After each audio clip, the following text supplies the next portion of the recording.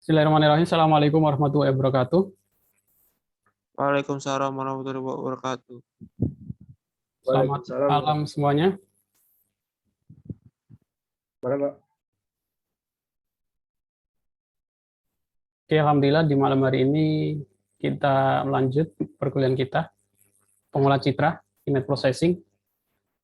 Kemarin saya sudah nulis di WhatsApp grup ya, untuk masing-masing install MATLAB. Apa sudah ada yang install? Sudah, Pak. Sudah, Pak. Download sendiri apa ada yang punya? Atau ada yang berhasil atau ngopi?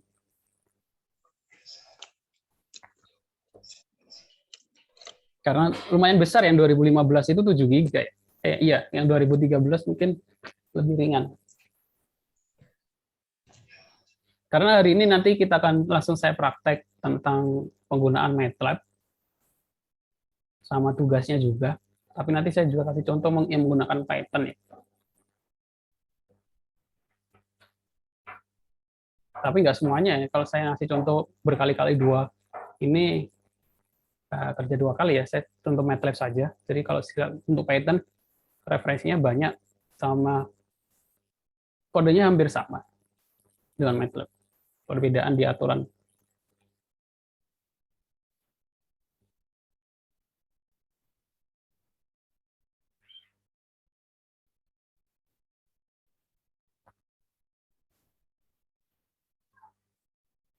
Sekarang kita masuk karena judulnya pengolah citra. Pertama adalah nanti kita akan bahas tentang bagaimana menampilkan gambar menggunakan bahasa pemrograman MATLAB dan Python. Menampilkan gambar. Intermezzo dulu. Yang pertama ini adalah 3 topik yang berhubungan tentang pemrosesan citra digital ya. Pemrosesan kan ada citra, ada audio, ada video. Kalau mata kuliah ini citra ya, artinya gambar digital.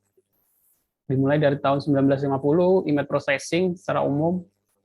Yang muncul 1970 itu komputer grafik, sama ada konsep paradigma pattern recognition, artificial intelligence, computer vision, dan lain sebagainya. Nah, level pengolahan citra itu ada beberapa level.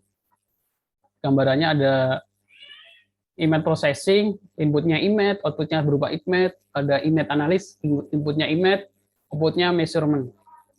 Measurement itu artinya apa ya? Pengukuran ya. Jadi seperti aplikasi untuk mengecek apakah buah itu baik atau enggak gitu ya. Inputannya gambar buah, gambar apel gitu ya. Itu juga ada.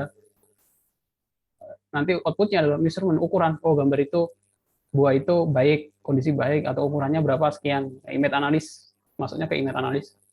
Ada image understanding, image simbol deskripsi, inputnya adalah image, terus outputnya simbolik deskripsi dari sebuah simbol. Contohnya ya QR code, barcode gitu.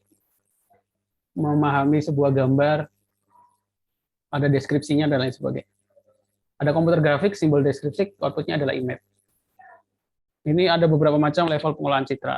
Terus implementasinya di dalam dunia industri, application of digital image processing, aplikasinya ada dalam dunia astronomi, gitu ya. Google Map yang satelit itu mengambil gambar dari atas langit itu. Ada hubungannya image processing. Ada radiologi. Ronsen ya, radiologi itu ngambil gambar menggunakan radio ya. Jadi radio nanti paham cara kerja Ronsen nggak? Kalau ada yang pernah Ronsen, kayaknya semuanya hampir apa jangan-jangan ada yang belum pernah Ronsen.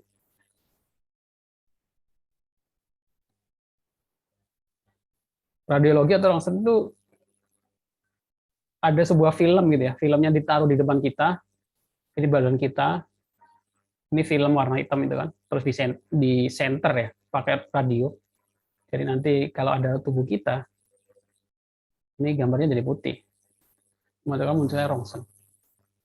Ronsen itu untuk tulang.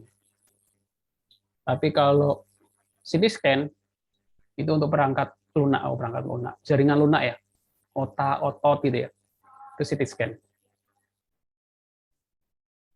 Mikroskopi, remote sensing, meteorologi, seismologi, radar, internet, dan lain sebagainya. Nah, ada yang tahu gambar ini?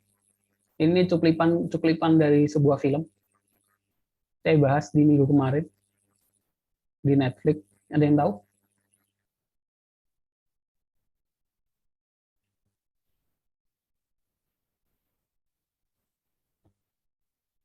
Ada yang nonton nggak film ini di Netflix? Jadi dia buat, Enggak. ya.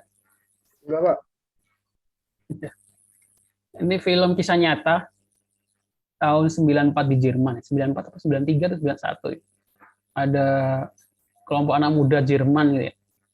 Dia membuat prototipe Google Map tahun 93. Waktu itu belum ada internet, komputer belum canggih sekarang. Tapi dia buatnya bukan dari, jadi dia buat prototipe bumi, terus dia ngambil foto dari satelit, dia tempel-tempel. Nah, nanti ini digerakkan, diputar, cari, nanti layarnya itu menunjukkan gambar dari atas. Simple sebenarnya. Tapi ini ketika presentasi di Jepang. Jadi perhatian. Nah, salah satu foundernya ini, yang mana ya, saya lupa. Itu ketemu orang di Amerika tahun 95. Terus akhirnya tiba-tiba tahun 2003 itu muncul Google Map yang menurut dia kodenya itu sama seperti dia yang dibuat tahun 95 itu. Akhirnya dia mengajukan ke klaim hak cipta persidangan ya, tapi tetap kalah sama Google ya. Karena menurut Google ngapain diprotes, karena Google Map itu gratis ya, siapa aja orang bisa ngakses. Jadi ngapain maksudnya Google Street ya,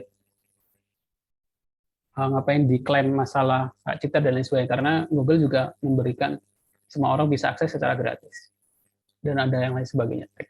Tapi intinya sih dia kalah di persidangan itu ya, nggak mendapatkan klaim. Nah, ini contoh dari image processing. Dari dulu itu dia kepikiran bagaimana kita menempel-nempel gambar satelit, ditaruh di sebuah komputer, jadi orang bisa lihat daerah lain. Gitu. Idenya sudah ada dari dulu. Nah, image processing itu adalah, contohnya ada istilah namanya denoise, yaitu memperbaiki gambar, menghilangkan noise. Jadi ada sebuah gambar yang banyak bintik-bintiknya seperti ini, ketika kita inputkan ke dalam sebuah aplikasi, akhirnya muncul gambar yang bersih. Kalau di film-film sering ya kita lihat, semuanya ada CCTV gitu ya, terus ada plat nomornya nggak kelihatan, kecil gitu kan. Akhirnya dilakukan beberapa image processing menjadi jelas. Ya, salah satunya contohnya seperti itu.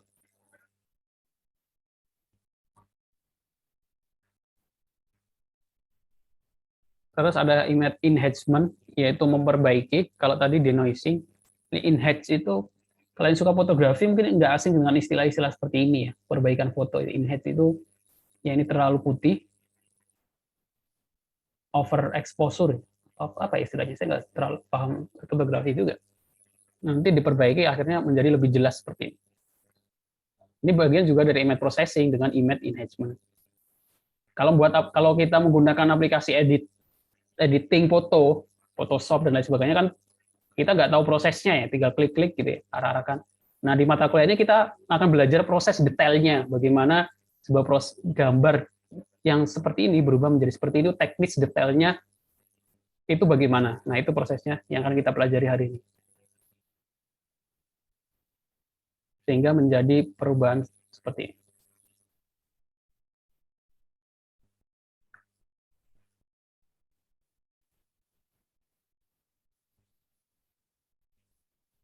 Sekarang ke definisi citra digital. Apa sih yang dimaksud dengan citra digital, pengolah citra digital? Citra merupakan representasi dari gambar, kemiripan atau imitasi dari sebuah objek atau benda. Jadi citra itu adalah output dari foto atau sinyal analog video ya. Boleh video itu sinyal analog yang tersimpan pada sebuah media. Digital artinya foto itu kita cetak dalam bentuk digital, kita simpan dalam bentuk digital. Kalau analog itu ya kayak kamera zaman dulu gitu ya, yang nggak ada digitalnya. Jadi yang pakai film ya, glass film gitu. Untuk cetaknya itu harus di tempat gelap. Itu analog atau manual, analog ya istilahnya. Kalau digital ya nggak ada proses seperti itu, langsung jadi dalam bentuk file. Contoh citra digital ada dalam bentuk kamera digital, kamera CCTV, fingerprint, scanner, dan lain sebagainya.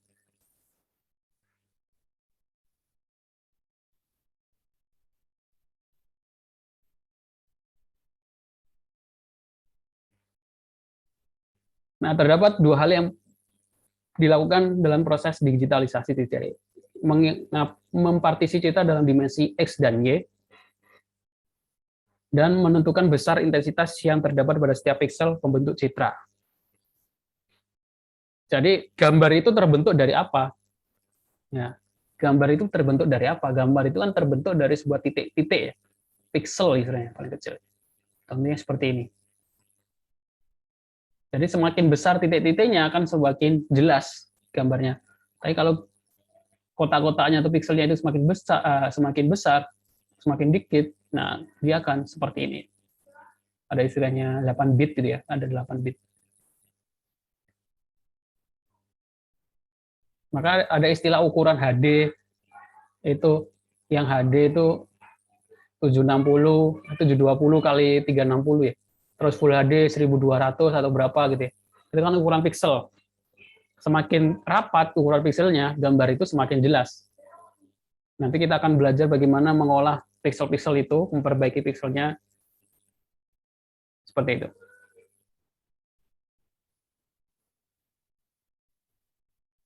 Nah, operasi pada pengolahan citra itu ada beberapa macam. Ada operasi titik, operasi global, operasi berbasis bingkai, geometris, dan lain sebagainya. Nanti kita masuk ke metode-metode yang akan kita gunakan. Jadi nanti ada antar pixelnya itu kita menggunakan operasi matematis sehingga menghasilkan citra yang baru, entah itu dalam bentuk perbaikan atau konversi menjadi lebih kecil, atau memasukkan citra ke dalam citra, gitu ya, memasukkan teks ke dalam citra. Itu ada ilmunya sendiri juga, nama istilahnya stenografi. Stenografi. Ya, itu maksudnya ke pengolahan citra juga. Yaitu bagaimana kita ada punya teks, terus ini ada gambar, kita masukkan teks ini ke dalam gambar, kita kirim ke orang, orang itu bisa mengambil teksnya, dikeluarkan lagi. Jadi kayak ngisi pesan gitu ya, tapi ke dalam sebuah gambar. Itu istilahnya stenografi.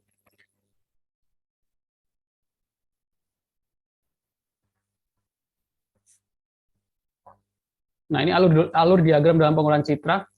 Ada istilah, ini ada pembagiannya, ada low level, high level, intermediate level. Yang low level itu ya image acquisition, processing, pre-processing gitu ya. Terus yang tingkat menengah, segmentasi, representasi, deskripsi. Terus yang high level itu rekognisi dan interpretasi, yaitu bagaimana menginterpretasikan sebuah gambar. Jadi sistem itu langsung bisa menginterpretasi sebuah gambar. Nah itu terhubung ke dalam knowledge base atau sebuah database gitu.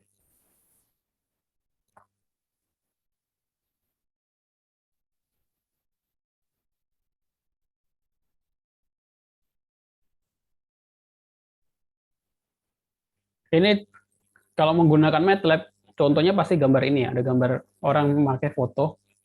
Nah, ini gambar HEC 256, artinya apa? Tingginya itu ada 256 titik ya, ada 256 titik ke atas sama 256 titik ke samping. Nah, setiap pixel atau setiap titik nanti tiap ini itu terdiri dari beberapa angka yang akan menyusun menjadi sebuah warna. Nah, ini namanya matriks ya, matriks angka. Nah, ini akan kita olah angka-angka ini. Metrik representasi. Jadi ada hubungannya sama matematika dalam pengolahan citra, yaitu harus paham tentang penjumlahan metrik, perkalian metrik. Nah, ini perbedaan image resolusi ada 1024, gambarnya lebih besar dan lebih jelas, 512, 256, 128, 64, 32 gitu ya. Sama seperti ukuran memori ya. Kelipatan 8 bit, 8, 16, 32, 64, 128, 256, 512, 124.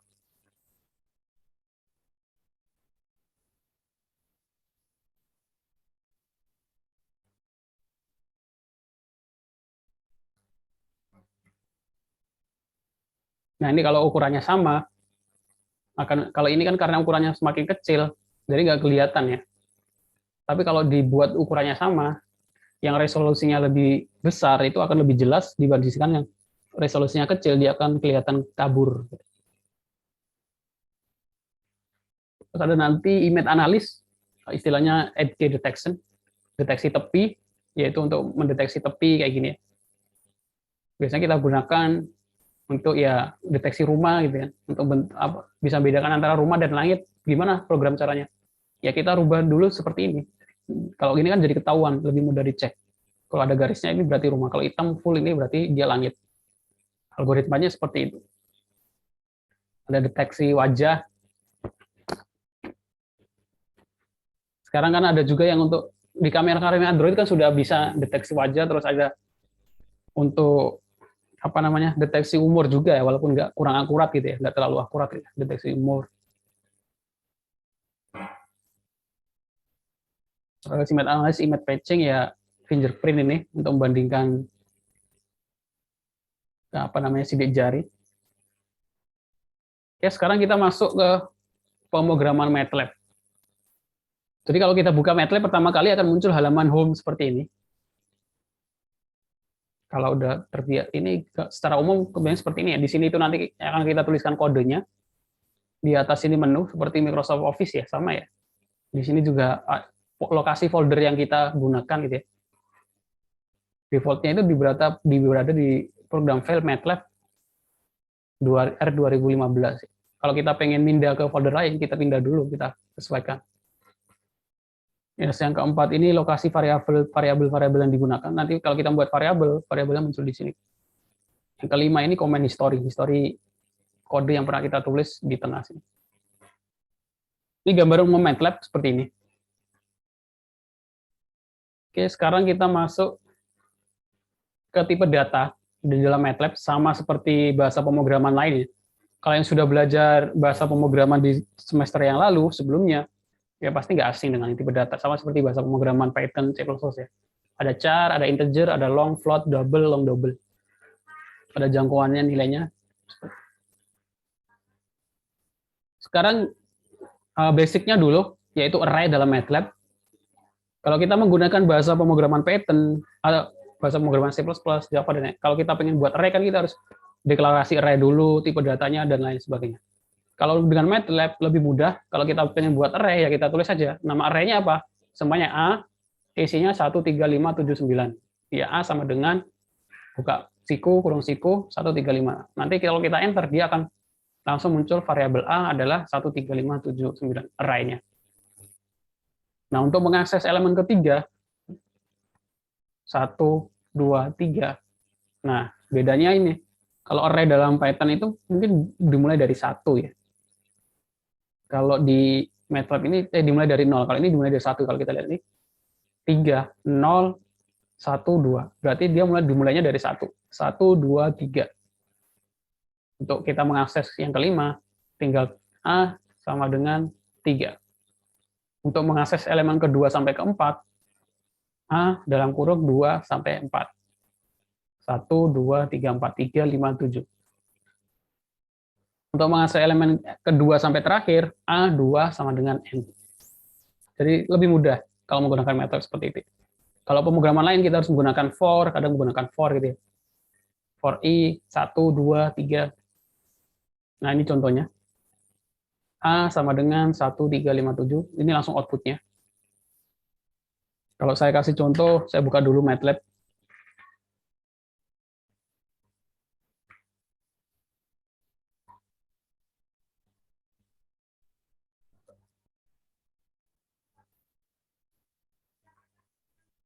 Buka dulu MATLAB-nya, agak lama ya, agak berat.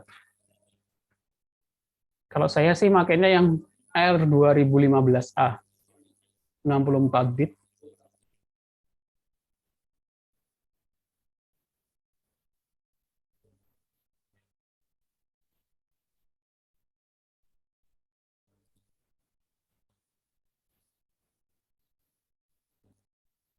Oke, saya lanjutkan dulu.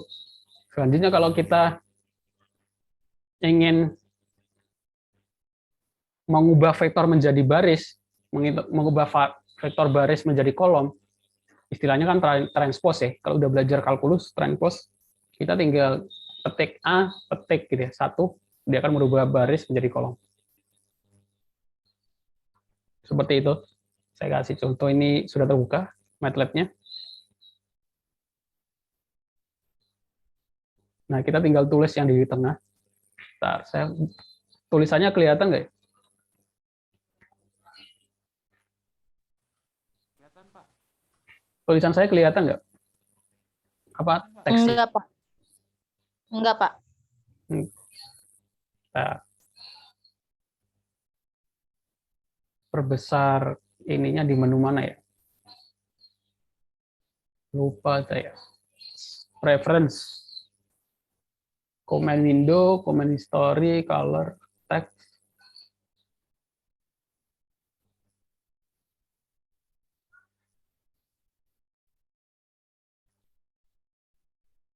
Warna teks.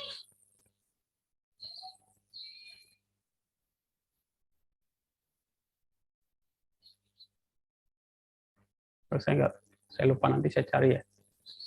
Kalau saya ingin buat variabel array isinya A, 1, 2, 3, 4, 5, tutup kurung, tutup siku, kita enter aja.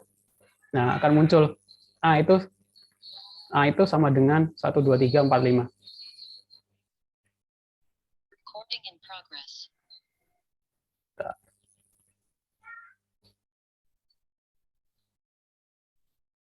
Nanti di sini adalah walk. Nah, ini variabel A 1, 2, 3, 4, 5.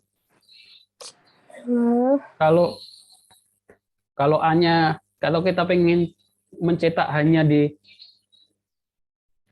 apa namanya, baris kedua, urutan kedua atau ketiga, kita tinggal A, tutup kurung, 2 gitu ya. Posisi kedua. Kelihatan nggak tulisannya? Kodenya ini. Enggak, Pak.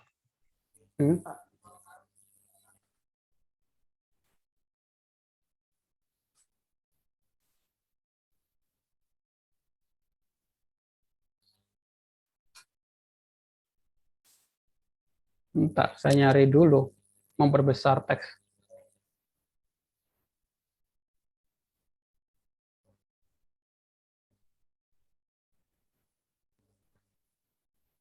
Ini aja. Ini sudah saya screenshot ya dari Todo. Ini A. Kita tulis saja 1357. Akhirnya kita punya variabel A, isinya adalah array ini. Terus A3 artinya 1, 2, 3. Posisi ketiga 5. Oke. Kalau pengen ngecetak posisi kedua sampai terakhir, tinggal A buka kurung 2.2n gitu ya. Nanti akan muncul 3, 5, 7, 9. Seperti itu ya.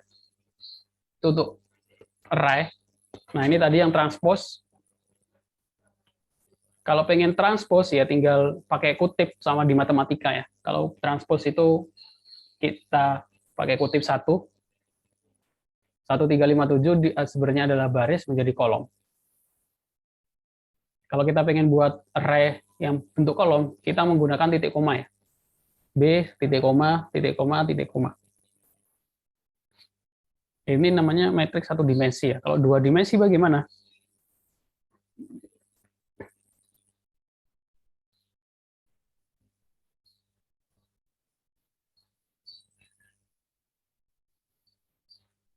Nah, kalau metrik dua dimensi, 2 kali 2, namanya metrik dua dimensi kan seperti ini. Kalau di kalkulus ya. 6, 7, 8, 9 gitu. Jadi ada baris, ada baris, ada kolom. Nah, cara nulisnya seperti ini. X 12 titik koma itu baris pertama, 34 baris kedua. Seperti itu. Saya kira cukup mudah.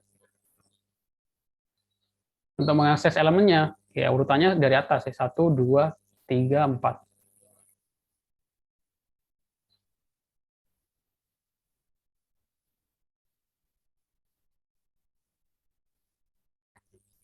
Kalau perkalian, nah ini.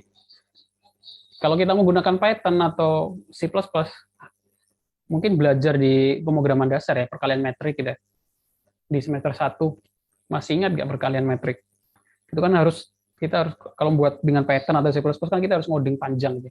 Perkalian metrik. Di MATLAB ya kayak tadi tinggal variabelnya apa? X kali Y ya. X itu metrik, Y sama metrik ya tinggal X kali Y, itu saja. Seperti itu. Ya karena MATLAB ini matematik laboratori, jadi emang khusus untuk emang dibuat buat kalangan matematika ya. Tapi nanti dikembangkan akhirnya dalam dunia itu juga menggunakan MATLAB, bisa untuk membuat program gitu. Oke, itu basicnya saja. Selanjutnya untuk menampilkan gambar di MATLAB bagaimana? Menampilkan gambar cukup dengan kita buat variabel. Contohnya di sini ya, contohnya ini A sama dengan menggunakan fungsi imread. Imread itu kepanjangannya apa? Image read, baca gambar. Buka kurung nama filenya atau nama gambarnya. Sudah, itu aja. Kalau kita pengen tampilkan tinggal image show, nama variabelnya. Sangat mudah. Kalau saya contohkan nanti akan output seperti ini ya. Saya kasih contoh, saya buka. Bentar.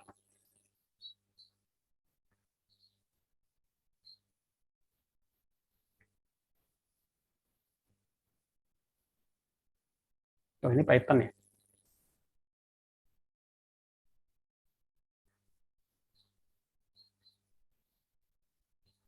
Contohnya semuanya kita clear dulu CLC. Kita harus satu folder dengan gambar ya. Kalau nggak satu folder, kita harus ngasih alamat filenya itu berada di mana. Kalau nggak kita cari dulu gambar yang ingin kita tampilkan itu berada di mana.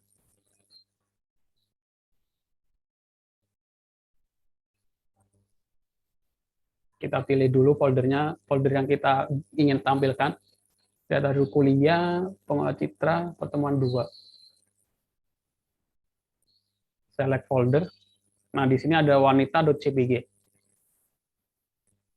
Tinggal A, imread, buka kurung,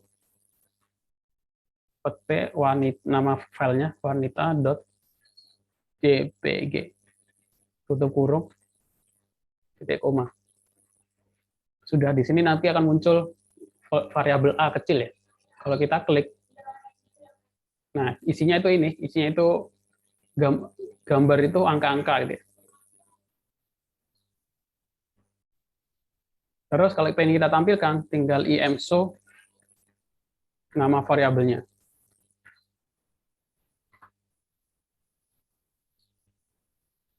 Nah, figur 1 ini menampilkan gambar. Kalau sudah menampilkan gambar, nanti kita tinggal bisa merubah menjadi black white, gambar biner, dan lain sebagainya. Merubah ukuran dan lain sebagainya. Jadi cukup A, imread, contoh.jpg, sama imshow. Itu saja. Kalau menggunakan Python, nah ini saya kasih contoh Python. Kalau menggunakan Python, kita nggak harus menggunakan library OpenCV namanya. Kalian harus install dulu OpenCV, habis itu import CV2, ini agak panjang ya. Habis itu import CV2, sama menggunakan imread, tapi kan karena saya ngambil dari library CV2, jadi cv2.imread, nama filenya wanita.jpg, ke variabel img, cv2.imshow, wanita di MATLAB, ini judul yang di atas, nama variabelnya. Terus untuk kita simpan imread ya, CV2 IMRIT nanti kita simpan, save sebagai nama filenya save wanita.png. Nama variabel. Ini biar nggak langsung ditutup, CV2 white case sama dengan no. Biasanya kalau nggak ada ini, dia langsung ke close ini gambarnya. Terus ini mendestroy all window. Nah, ini contoh setup untuk penampilan gambar di Python. Lebih panjang, juga kita harus menggunakan library, install library dulu, CV2. Apa OpenCV. Seperti itu. Oke, sampai sini mungkin ada yang mau ditanyakan.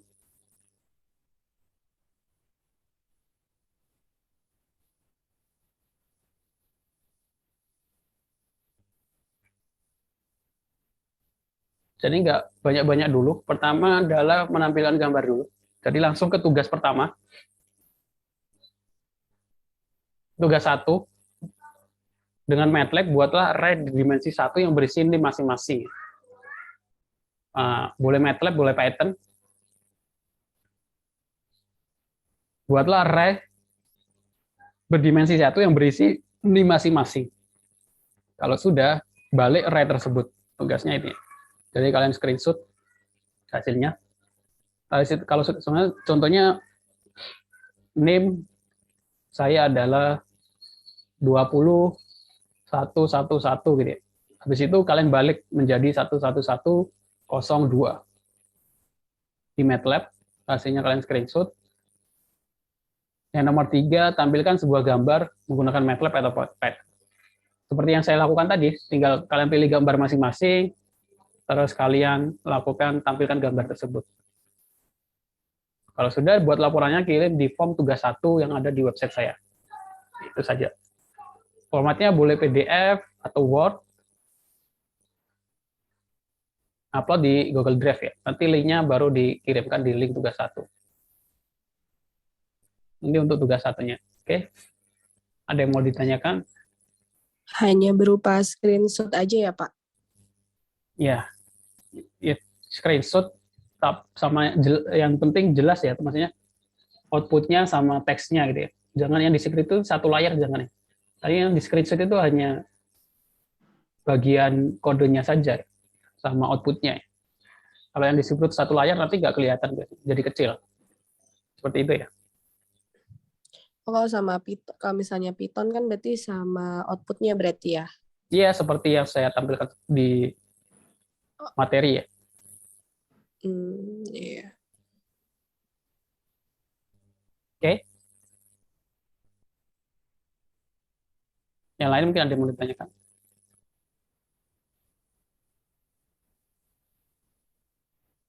Nanti kalau sudah bisa menampilkan, artinya kita sudah bisa baca pixelnya masing-masing. Nanti pixelnya kita bisa olah, sepertinya merubah ini contohnya gambar RGB ya.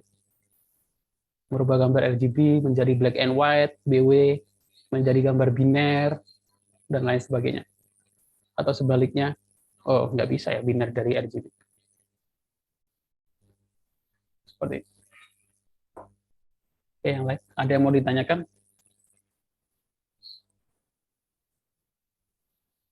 Tidak ada, Pak.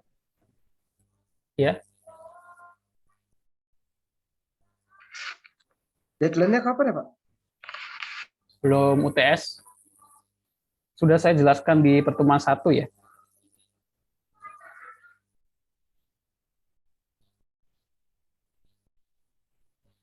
Semua tugas deadline-nya sebelum UTS. Tapi kalau sudah kelewat seminggu berkurang 5 poin. Itu penjelasannya ada di pertemuan 1, jadi kalau kelewat silakan lihat rekamannya. Oke. Saya kira nggak susah, mungkin cuma kerjain tugas itu mungkin 5 menit, 10 menit ya. Setelah ini perkuliahan selesai, kalian kerjakan, kumpulkan selesai, biar nggak numpuk-numpuk, karena minggu depan otomatis ada tugas lagi. Karena tugasnya saya cicil dikit-dikit ya, maksudnya ini menampilkan gambar, terus nanti mengolah gambar, nanti membaca gambar RGB, merubah gambar menjadi red. Gambar itu kan ada 2-3 layer, red, green, blue. Nanti kita bahas di pertemuan selanjutnya, bagaimana ngambil sisi layer red-nya saja, ngambil layer green-nya saja, ngambil layer blue-nya saja. Mungkin yang pernah berkecimpung di dunia sablon atau printing tahu ya layernya itu. Ada format gambar, ada CMYK, ada RGB. Kalau di komputer itu kan RGB, kalau di percetakan itu mungkin CMYK.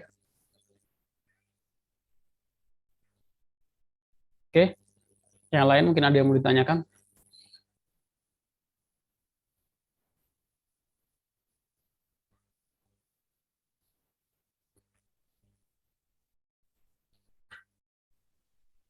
Cukup? Kalau nggak ada pertanyaan lagi, saya cukupkan. Mungkin sisa Untuk waktunya ini. tugas itu, Pak, Ya. untuk tugas itu sekiranya sulit bisa langsung bertanya ke Bapak, nggak apa-apa kan? Ya, kalau saran saya sih tanya di grup aja. Jadi mungkin ada yang menemukan kendala yang sama, yang lain juga bisa tahu ya. Yang lain juga tahu gitu. Silakan Oke, tanya di baik. grup aja, nanti saya balas. Oke? Baik, terima kasih Pak. Ya, sama-sama. Kalau tanya pribadi kan semuanya ada pertanyaan yang sama, pribadi sendiri-sendiri kan saya harus menjawab 2 kali gitu ya. Padahal ada pertanyaannya sama. Kalau di grup kan mungkin ada pertanyaan yang sama, saya cukup menjelaskan sekali, yang lain juga jadi paham gitu. Yang lain juga ngerti juga. Seperti itu. Baik Pak, makasih.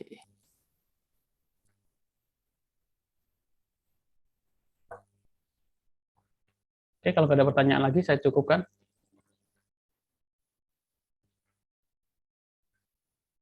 Oke, terima kasih untuk kehadirannya. Saya akhiri. Assalamualaikum warahmatullahi wabarakatuh. Waalaikumsalam warahmatullahi wabarakatuh.